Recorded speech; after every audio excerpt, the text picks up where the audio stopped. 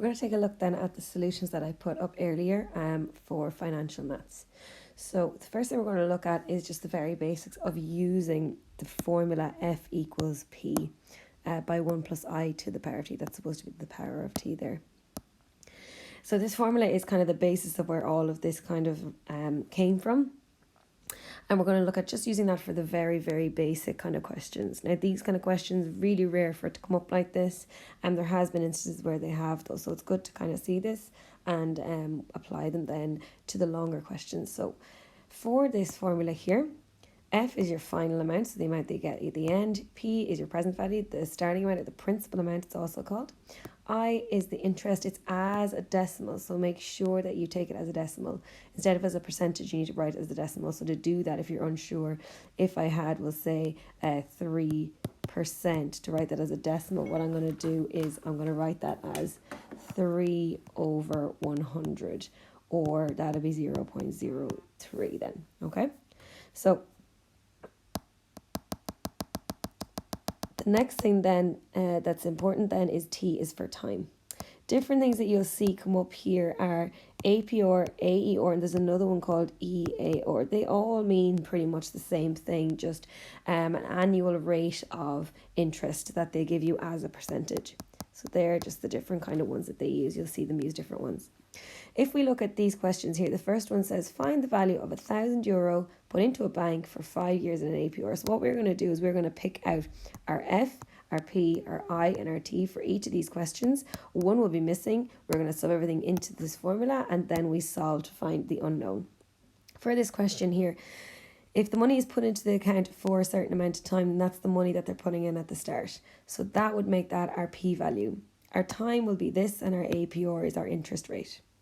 We aren't using 5%, we're using 5 over 100, or we're just putting a decimal and adding in a 0. So moving it back, the decimal back 2 places. So once you pick out your 3 different values, I have them written here. I'm going to substitute everything into the formula and leave the letter as the one that I don't know. So if I look here, I have F equals 1000 by 1 plus 0.05 to the power of 5. Put the whole thing into my calculator and I get my final answer. Okay, let's take a look then at the next question. And again, what's going to end up happening in these questions is going to be something different that we don't know.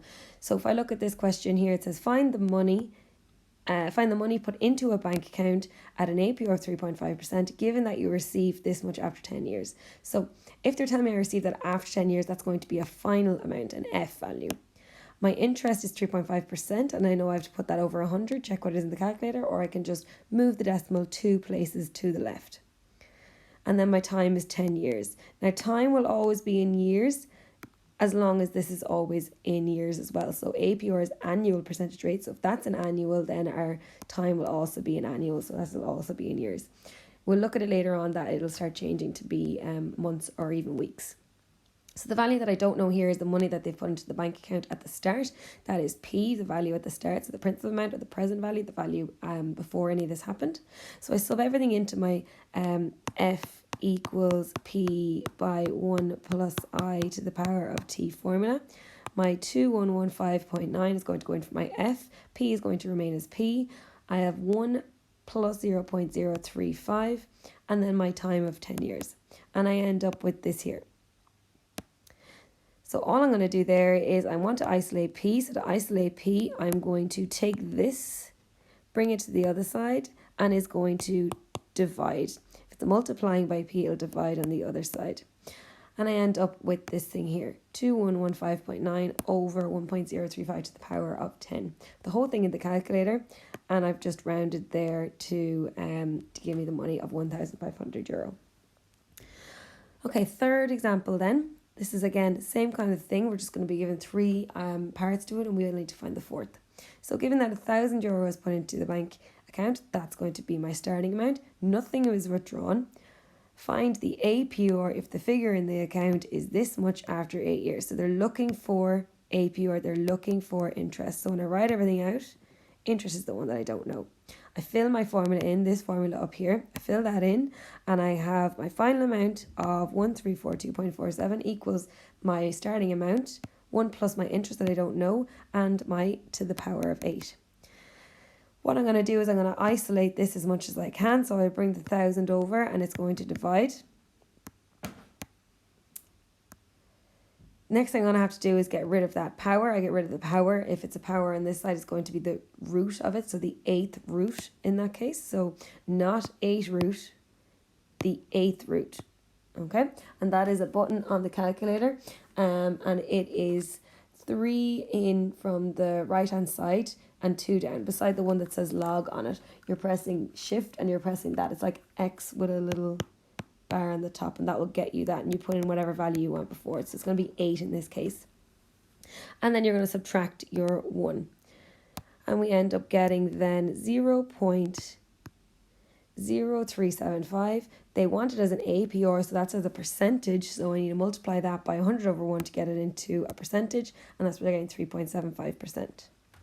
Okay, last question here, question 4. So again, we're going to be given 3 pieces of information, asked to find the fourth. Given that we have 2,500 is put into a bank account, that's going to be our starting amount. Nothing is withdrawn. Find how much money is left in the account.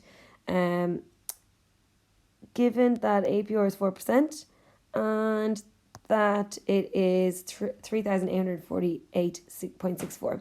So it says find how long the money is left. Find how long the money is left. So we're looking for time in that case. Now this little hint here, logs need to be used. When you're looking for a power at any stage, generally you're going to need logs. So we went through this yesterday in a previous video, but just for logs, remembering that if you're looking to change something to be logs, if I have 3 squared equals 9, to change that to be logs, this is called my base. I have log base 3 of 9 equals 2. It makes the power the answer. So just remember that when you're doing these questions, or keep that written somewhere. So when you're doing these, you're able to change into logs. So I'm going to fill in my formula again. I have everything except for t. And I'll end up with this bit here. Again, I'm trying to isolate this because I want to get the t on its own. So when I isolate that, I'll bring this across and divide by it. I'll end up with 1.539456 equals 1.04 to the power of t. And this now is where I have to bring in the logs.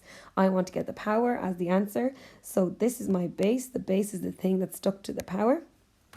So it's going to be log base 1.04 of this gives me my answer of t. Put the whole thing in the calculator and it says it gives me the answer of around 11 years. Okay, so that is that full question there.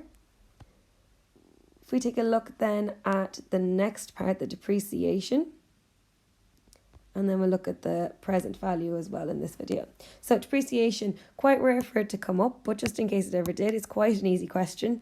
You're using this formula here. It's on the same, it's in along with the same formula. You just have a minus in between now. Because something is decreasing in value when it's depreciating, it's going down by the same amount every time, or down by 1% every year.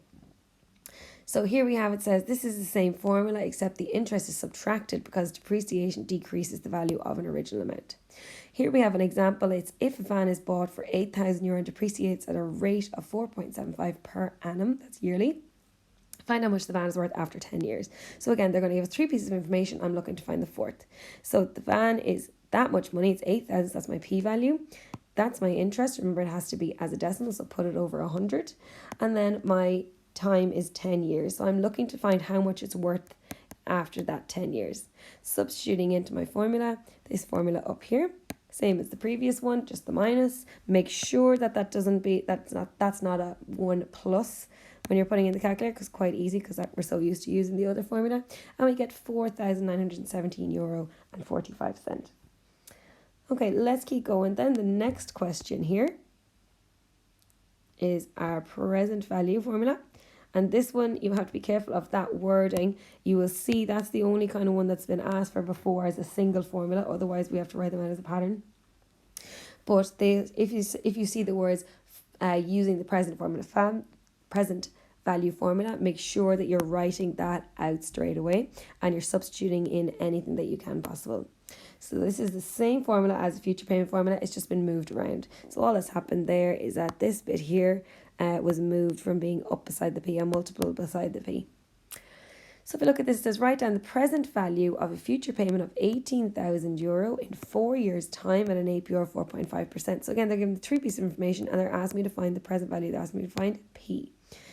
So a future payment of 18,000 in 4 years' time if APR is 4.5%. I write everything out, substitute into the formula, and I find this value here. Now just to go a little bit further into this, writing down the present value of a future payment, what that means is that if I was to give somebody a lump of money in 4 years' time of 1,800 or 18,000, if I was supposed to give someone €18,000 in 4 years' time, how much money do I need in my account now so that it will build at 4.5% each year and I'll be able to give them 18,000 in 4 years' time? So that means, well, all this means basically is that if I want to pay somebody €18,000 in 4 years' time, I will need this much in my account because that much will increase by 4.5% each year and I will end up with the 18,000 in 4 years' time. That's what they're talking about there. Okay, so the next little bit that we're talking about then is changing APR and AER to monthly or weekly, remembering that there's another one, EAR as well there. So for this one, this is just a little bit of calculator work. If you're given APR and you need to change the annual amount to monthly, we put it to the power of 1/12 because we're looking for 1 out of 12 of the months. If we want to change the annual to weekly, put it to the power of 1/52 because we're trying to get 1 week out of all 52 weeks in the year. That's why we do that. If we look at this question, it says find the monthly equivalent rate of 3.5% APR. So all I'm doing is I'm writing 3.5% as a decimal. That gives me 0.035. I'm adding it to 1.035. I'm putting it to the power of 1/12. Into my calculator it goes, and we end up getting this value here. Now that is 1 plus my interest for a month. So that means that if I put in €100 now, I will have that €100 plus 0.00287 of it as well. That's all that means. So this is 1 plus my interest. Depending on what they're asking, that's what I would use when I'm substituting it into a question. I'll use that. Whereas if they've asked this question or substitute into if they gave me a question and I was looking to find the sum of a lot of money that I'm inputting over a certain amount of time, I will use this value here. Whereas if they give me this kind of standalone question here, find the monthly rate, what I need to do then is that is not my answer. I have to subtract 1 and multiply it by 100. So as you can see here, I've subtracted 1 and then I multiply that answer by 100 to get this value here. That's it as a percentage. Whereas this one here, that's it as 1 plus the interest. So that's what I would be substituting into an SN formula. This one here then would be the answer if they asked me for this question on a standalone question. They'll generally do that at the start of each question for these ones in a Leaving Cert question. So they'll have that at the start. It'll be kind of worth your 5 marks or whatever, just so that you're kind of starting off with it. You're getting something small and then you're going into the tougher questions. So if we take a look then at this bit down here, this is the 3rd page of your booklet. There's 2 more questions like that. So what you're doing here is Mary's offered an APR of 2.8%. You're looking for the weekly interest rate equivalent to this. And it's to 3 decimal places. So remember, they're looking for the interest equivalent to this. So you're talking there, you need to get it as a percentage. So this is where we need to do this minus 1 at the end and multiply by 100. Okay? So what we're going to do here is we're going to take our APR of 2.8%. I'm going to write it as 0.028. I'm going to add it to 1 and I'm going to put it to the power of 1/52 in my calculator. This is the interest value that I would use if I'm using the SN formula, but if I want it as a weekly interest rate, what I'm doing is I am subtracting 1, multiplying by 100 to get it as 0.053%. This one here, then it says Kira is offered a rate of 0.09% weekly. They've given us the weekly and they're looking for the APR that's equivalent to. So now instead we're going the other way about it. We are given what the weekly is and we need to get it back to annually. So what I'm going to do, same thing, I'm going to change that so it's not in, so it's not written as a percentage. So what I can do is put that over 100, check what that is in the calculator. Just means you're adding on to, you're going 2 extra places with your decimal to the left. So I'm using this, I'm adding 1 to it over here. I'm putting it to the power of 52 because I don't want 1 week, I want the 52 weeks. And then I'm getting this value here. Now this value here, again, that's what I'd use in my SN formula.